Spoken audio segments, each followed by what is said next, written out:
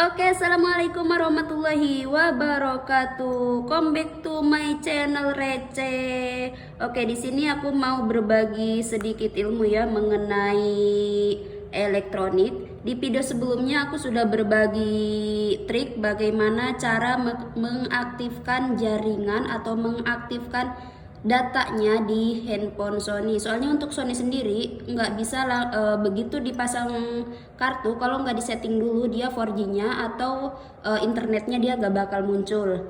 Nah, di video kali ini aku mau menjelaskan atau mau berbagi ilmu mengenai lebih mengenai ke spesifikasinya.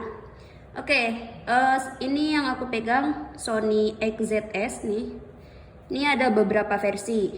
Ini yang aku pegang ini versi AU ya. Ada yang global, AU sama Docomo. Apa sih perbedaan ketiga versi tersebut?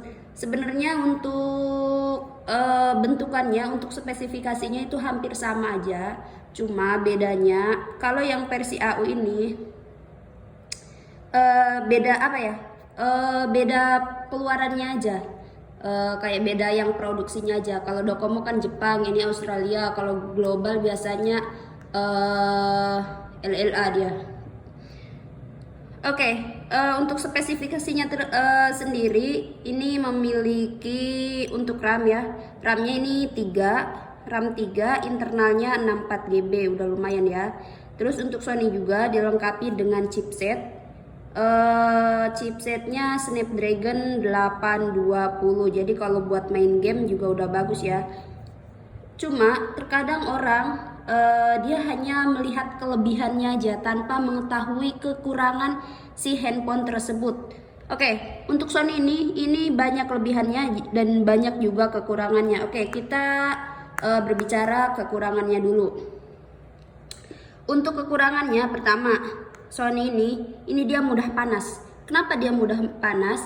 Karena dari alat pelindungnya, dari segi fungsi-fungsinya itu dia kan terkenal anti air nih, terkenal tahan air. Nah, itu yang bikin dia cepat panas. Jadi mau dioperasikan apa atau enggak, kalau terhubung ke jaringan biasanya dia panas. Tapi kalau ini sedang sih, anget-anget sedikit aja. Nih. Terus untuk kapasitas baterainya juga nggak terlalu besar ya. Kalau Sony itu hanya memiliki kapasitas baterai nggak sampai 3000. Ini paling 2000 berapa ya? 2700 mAh. Jadi nggak terlalu besar. Nah, kekurangannya nggak terlalu banyak sih. Dan untuk kelebihannya Sony itu meskipun dia keluarannya lebih awal, tapi dia udah memiliki fungsi yang sangat bagus. Mulai dari chipsetnya kan sudah Snapdragon. Kalau handphone di zaman dulu tuh kayaknya cuma di Sony aja yang chipsetnya ini bagus gitu. Terus sudah memiliki fingerprint juga nih. Ini tombol on off sekaligus fingerprint. Nah, ini tombol pintas kamera. Dan untuk chargernya juga udah setara dengan keluaran sekarang, tipe C dia. Nih, udah ini ya. Untuk kameranya juga, Sony kameranya jernih. Wih, mantep nih kamera Sony ya. Kameranya cukup bagus Sony. Nah, selain dari kamera, fingerprint, buat chargernya, ada juga kekurangan dari Sony. Sony itu terkenal cuma satu SIM aja dia. Jadi rata-rata kalau Sony itu single SIM. Oke.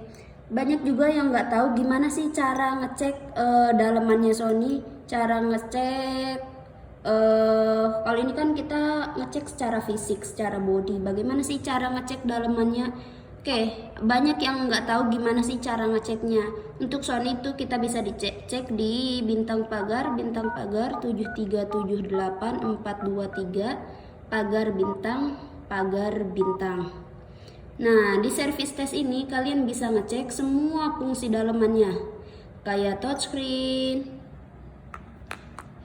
Nah, ini coba kita cek touchscreen. Nah, seperti ini. Ini banyak orang yang nggak tahu dan orang kadang asal beli aja gitu loh, tanpa ngecek dalemannya, touchscreennya bisa apa enggak. Ya mending kalau pedagangnya yang jujur. Kalau pedagangnya nggak jujur, yang belinya awam, aduh mampus lah. Atau enggak misalkan tes ininya, ini masih tes touchscreen. Oke, kita tes yang lainnya, display. Nah, di Sony juga ini penting banget ya. Kalau kalian mau beli Sony, kalian penting banget buat ngecek ininya. Soalnya kalau Sony itu biasanya rata-rata kena di layar dia, kayak WS, ada titik putih, tompel atau apa, dan ini penting banget ya buat kita cek. Nah, kalau ini bersih, aman pokoknya ya. Jadi ini buat kalian yang belum paham Sony, ini bener-bener ilmu banget. Oke, kita cek yang lain, misalkan speaker. Nah, jadi ini udah komplit banget buat ngecek. Lampu LED. Nah, lampu LED-nya nyala. Oke, kita cek lagi speaker. Ini speaker atas, speaker bawah. Kita cek juga mikrofon. Cek. Jangan sampai nanti begitu sampai ke rumah baru ketahuan kalau mikrofonnya enggak berfungsi.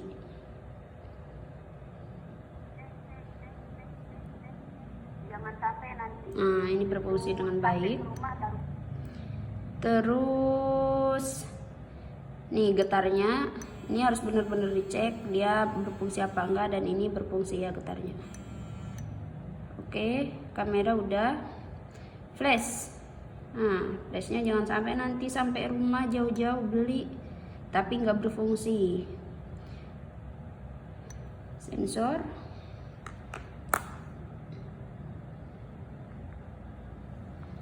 Sensor aman.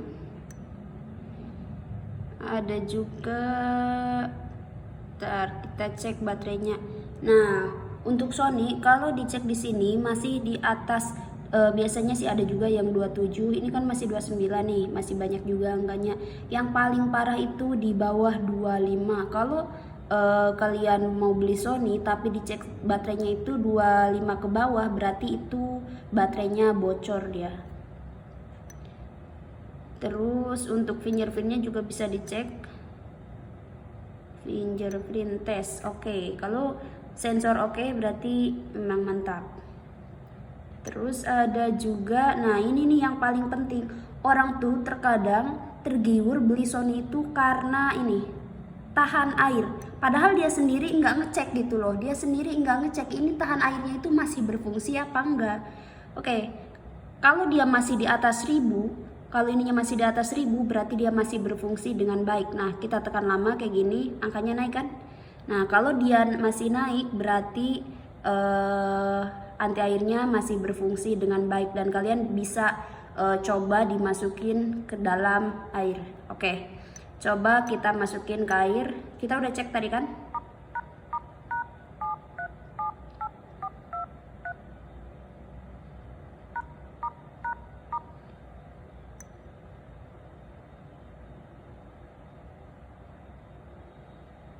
Nah, prosesor ininya kita cek masih naik kan, 1017 sampai naik ke 17 ya, berarti tahan airnya ini masih berfungsi. Kalau nggak percaya boleh kita coba masukin ke air.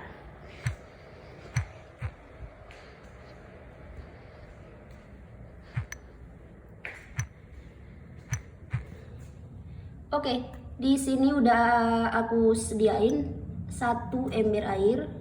Ini air ya. Kira kalian mau air apa aja, yang asal jangan air laut, air kencing, jangan ya. Oke, kita coba masukin ya. Berfungsi apa enggak tahan airnya. Nah, salahnya orang lagi begitu abis dimasukin air dia langsung di charger. Kalau air ketemu listrik itu dia mengakibatkan konslet. Nah, itulah kadang bodohnya orang seperti itu. Dia nggak tahu ini itu, tapi dia main masukin air aja, sok pinter, mentang-mentang di iklannya tahan air, dia asal masukin aja. Nah, bisa berfungsi dengan baik kan?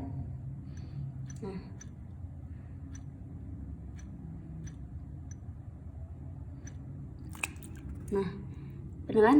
Nah, jadi buat kalian nih yang suka main air, kalau kalian mau Sony cuma buat dicelup-celupin ke air, pastikan kalian pas masih beli itu dicek di bintang pagar bintang pagar 7378 423 pagar bintang. Kalau prosesornya masih naik berarti dia masih aktif dan masih aman buat dimasukin ke air. Dan jangan lupa, ini kan udah dimasukin ke air nih. Nah, jangan sampai kalian apa ya? Pokoknya nanti ini kan bagian lubang-lubangnya ini pada bolong nih. Ada tempat charger, ada speaker atas, speaker bawah, headset. Ini kalian tiup-tiupin.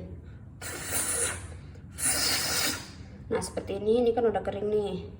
Nah, ini kan basah nih, ditiup biar airnya keluar. Dan untuk chargernya pastikan ini udah benar-benar kering, minimal 2 jam setelah dimasukin air baru boleh di charger.